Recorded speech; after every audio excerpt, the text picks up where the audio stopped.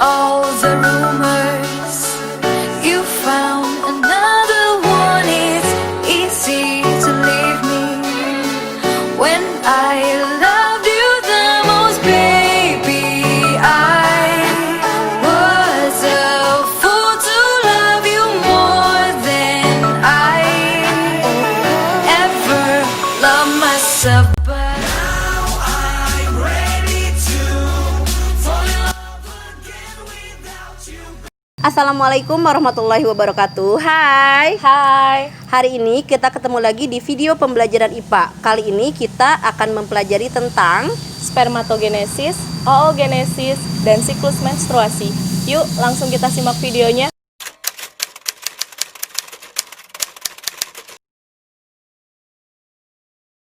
aku gak ngerti deh sama nomor 5 dan 6 ini. Pertanyaannya tentang oogenesis dan spermatogenesis. Sini biar aku jelasin. Kebetulan lagi on tadi pas di kelas, kamu sih ngeliatin doi mulu. Udah cepet. Nah, jadi spermatogenesis. Spermatogenesis adalah proses pembentukan sperma. Spermatogenesis terjadi di dalam testis, tepatnya di tubulus seminiferus. Berikut merupakan struktur sel sperma yang masak. Spermatozoa atau sperma yang normal memiliki kepala dan ekor, di mana kepala mengandung materi genetik DNA dan ekor yang merupakan alat pergerakan sperma.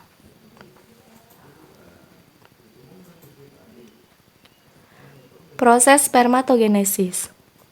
Proses spermatogenesis melalui beberapa tahap. Yang pertama, spermatogonium, di mana spermatogonium memiliki 2 set kromosom atau yang disebut dengan diploid. Spermatogonium ini berkembang menjadi sel spermatosit primer melalui pembelahan mitosis. Selanjutnya, sel spermatosit primer mengalami pembelahan meiosis pertama menghasilkan spermatosit sekunder, di mana spermatosit sekunder memiliki 1 set kromosom atau yang disebut dengan haploid. Kemudian, spermatosit sekunder mengalami pembelahan meiosis kedua untuk menghasilkan spermatid. Terakhir, spermatid akan berdiferensiasi menjadi spermatozoa yang masak.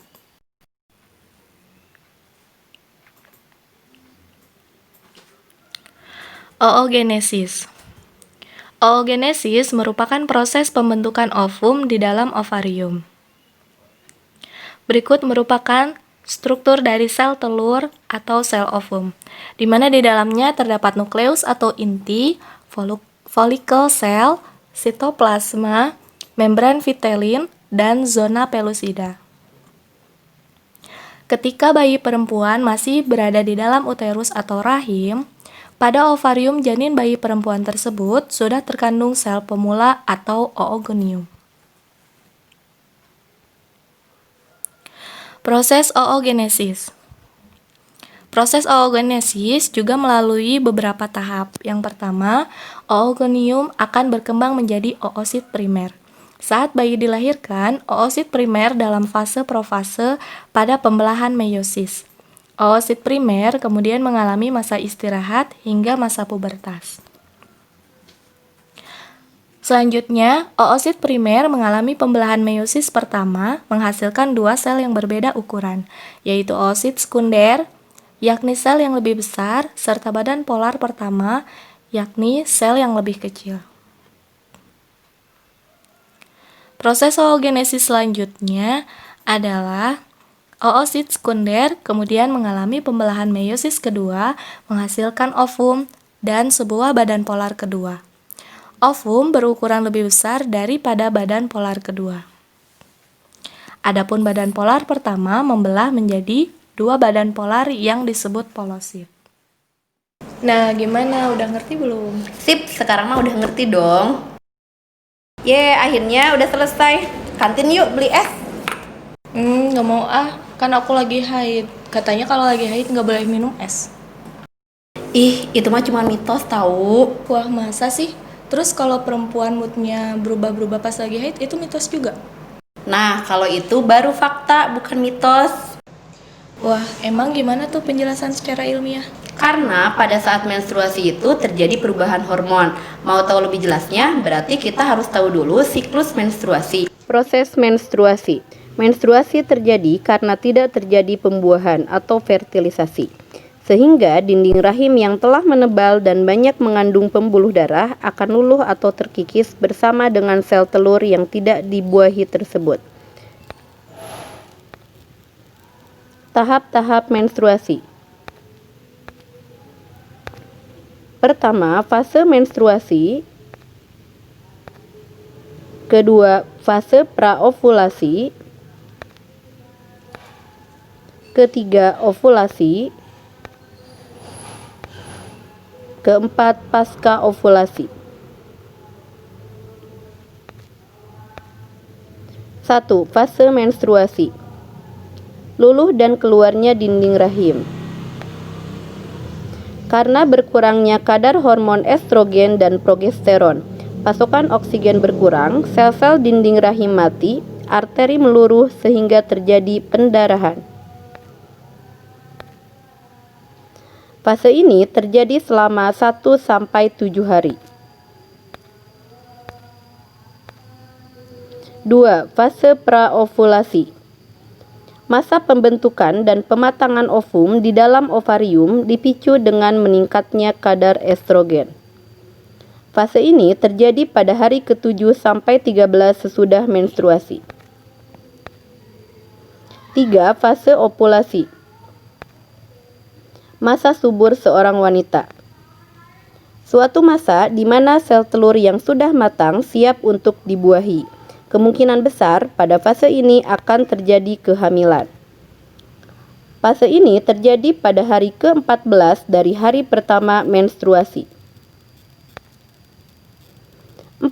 Fase pasca ovulasi. Fase kemunduran atau kekalahan ovum karena tidak dibuahi sperma.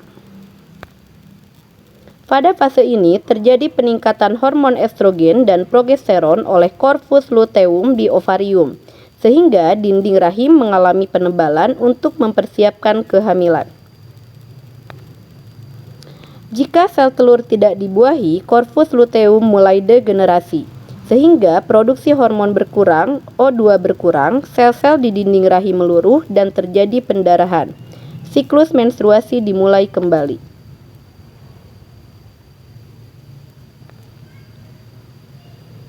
Nah, inilah gambar fase menstruasi yang tadi sudah dijelaskan.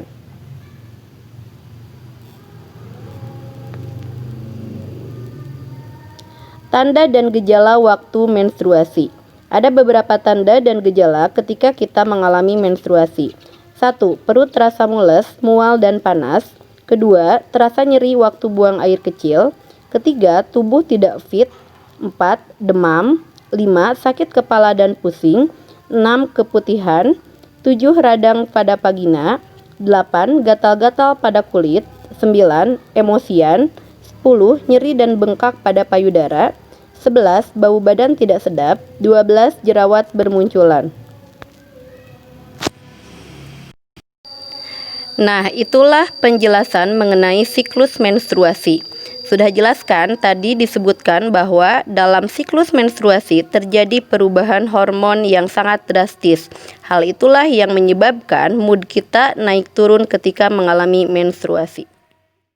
Nah, itulah alasannya mood perempuan itu selalu berubah-ubah atau mood swing gitu kalau lagi menstruasi. Wah, sip-sip. Makasih ya atas penjelasannya. Hari ini kita tambah ilmu. Iya, mulai dari tahapan spermatogenesis, oogenesis, sampai siklus menstruasi.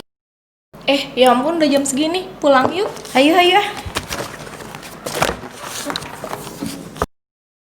Sampai di sini pertemuan kali ini. Minggu depan masih ada satu submateri lagi, yaitu tentang Fertilisasi dan kelainan pada sistem reproduksi manusia. Sampai ketemu minggu depan ya. Jangan lupa di like, Di subscribe. dan di share. Dadah. Assalamualaikum. Assalamualaikum.